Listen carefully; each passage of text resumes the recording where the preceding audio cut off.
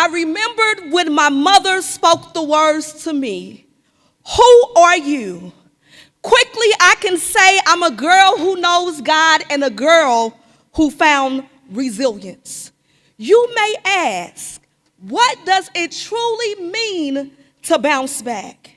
See, resilience is the capacity to withstand or recover quickly from difficulties. It starts when the answers are unknown, but you continue to push forward.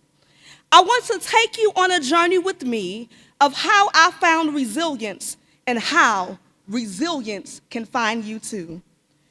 Growing up was not roses and sunflowers. There was some sticks, muddy water, and rivers in the midst. I grew up in a single-parent household with my mother, May Helen Richard, known as Chi Chi. We lived in a 3-story home on Dick Gregory where my grandmother, Loretta Richard, my grandfather, Elvern Richard, my aunt, Mabel Riley, and my brother, Derek Richards, lived in the same house. So if I have a little activism in me, just blame it on my childhood and the streets I grew up on. My mother, a woman of faith, class, integrity, wisdom, fashion, and so much more. She loves to tell my birth story. While having a C-section, I was sick, and I overheard the doctor say, "Your kidneys are failing." At the age of 5, I met the medical challenges of my mother visually when I stood outside of the waiting area and I can see her hooked up to a white dialysis machine, where the blood was being filtered back and forth from inside her body to this machine through a graft that was placed in her arm. Every time I saw her, though she went through so much pain, she still met me with a smile. As a child, her medical procedures did not scare me. It was the ultimate fear of losing my mother one day. My father, Walter Davis, known as Pepe, left St. Louis when I was 5 to go live in New Orleans. Because of his life of being on drugs and alcohol, my mother said moving to New Orleans was the best thing for him because it got him out of trouble. Because my father was not present, my brother became more than someone I made jokes with. He became my father figure, the one I looked up to and the one I can lean on, the musical genius and creative strategist that I adore. He stood up when he did not have to. See, this one house that we lived in, it was filled with faith, laughter, and love was everything to me. With growing up in the Lou, I felt like Dick Gregory was long enough to be a road of infinity. We had a candy store around the corner, a neighbor who sold drugs, and a church across the street. Though I came from a musical family, I discovered freedom in singing in this white storefront church where the pews were shiny and melodies were loud.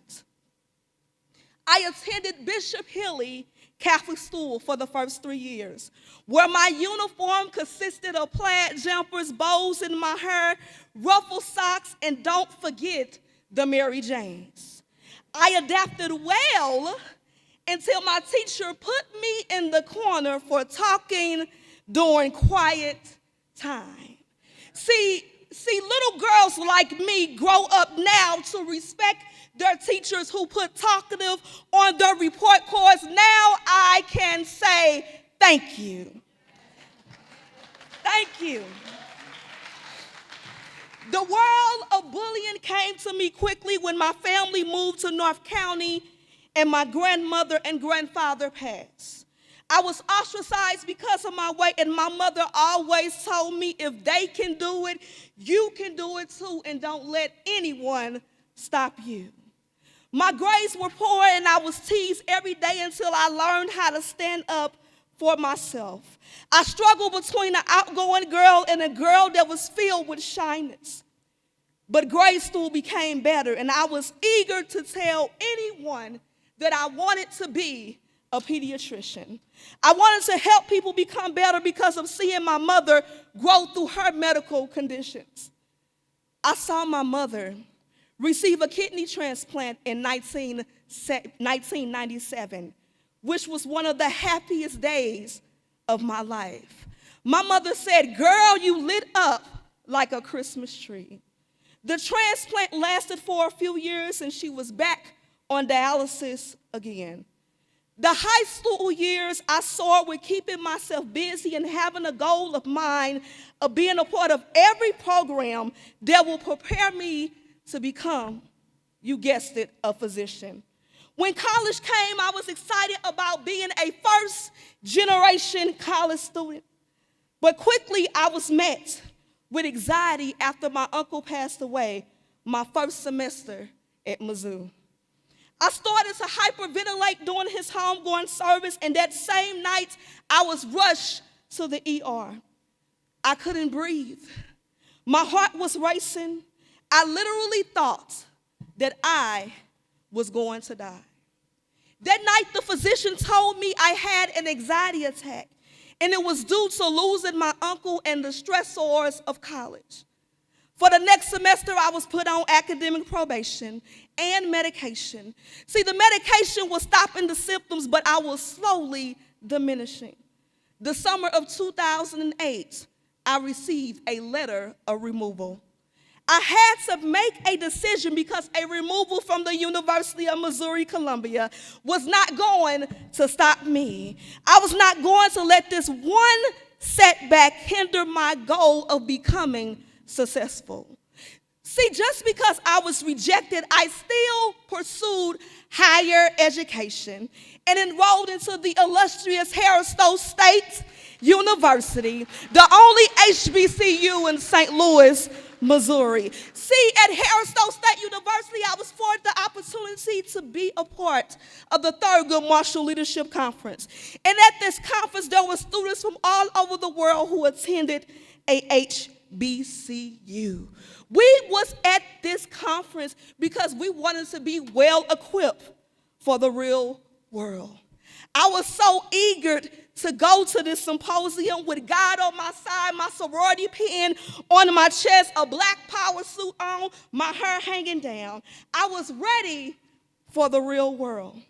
I pulled out my resume from my portfolio, and a representative reviewed my resume, and she said, "You are resilient." Now, I have to be honest with you all, I did not know the meaning of resilience at the time.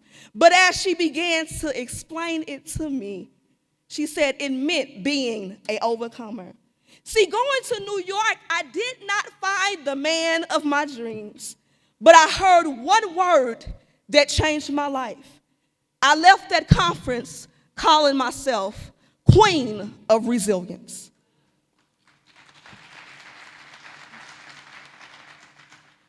The one thing I was terrified as a child became my reality in 2019. At 30, I realized that my mother was really ill. Though she endured it all, colorectal cancer had taken over her body. When I asked my mom if she wanted to do chemo again, she simply shook her head, no. I respected her decision, but I have to be honest, it was truly difficult. My mother needed full care now, and as I began to take care of her, she simply said, "You are a good girl." I realized that when I was a nursing assistant, this was training ground to give her excellent care now during her last days. My mother passed away September the 17th, 2019. I personally felt she left this earth, and I knew God had her in his arms, and she was no longer in pain. Yes, I screamed and cried, but I rejoiced as well. I realized that the whole time my mother didn't know the language of resilience, but she was teaching me about this powerful word. When she took her last breath, closed her eyes, and the casket was closed, a new purpose jumped out of me. Her strength was passed down to me. So now I stand on the prayers of my mother, grandmother, and aunts. I'm moving forward with the gifts my mother already knew. So today I stand here with joy and knowing that God allowed grief to bring out a beauty and comfort I needed. I stand here today, a woman of resilience. I stand here today that though my father was not present in my early years, in the last few years of his life, I learned that he was a man that was misunderstood, but I began to understand him. Through his death, I learned forgiveness in a deeper way that changed my life. I found my voice through my story of anxiety and push to empower other women. That's why I started a nonprofit organization called Queen of Resilience, where we are increasing mental health awareness one queen at a time. One queen at a time. I amplify my voice because there are little girls out there who need to be seen, and I will be their light until they find their own. See, I found my voice because my mother passed her voice of wisdom, bravery, and stillness down to me to become a force. So what she did not get a chance to do, I am the answer. It's a song that my grandmother used to sing, and one day my mother noticed I was singing the same song. If I could help somebody from doing wrong, then my living will not be in vain. My living will not be in vain because I found resilience, but resilience is not just strength, but it's infused with stillness and softness. I am Pamela Anita Mary Davis. I am a girl who found resilience. I am a daughter, a sister, friend, minister, singer, servant leader, HR professional, creative consultant, founder and CEO of Queen of Resilience, and author of the new book, Resilience Found Me, a memoir of anxiety, grief, and passing the crown. But when I stretch all the titles, at my core, I am simply a good girl.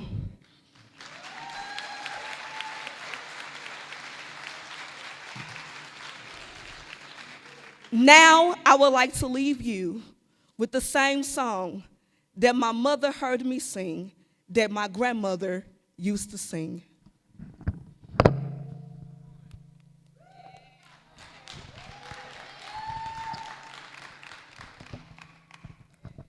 If I can help somebody as I travel alone, if I can help somebody with a word or just one song, if I can help somebody from just from doing wrong, then my living shall not be in vain. Then my living shall not be in vain. Lord, my living shall not be in vain.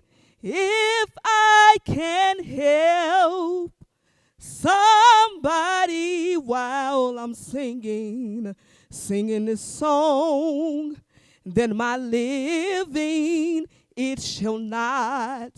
Then your living, it shall not. Then our living, it shall not be in vain.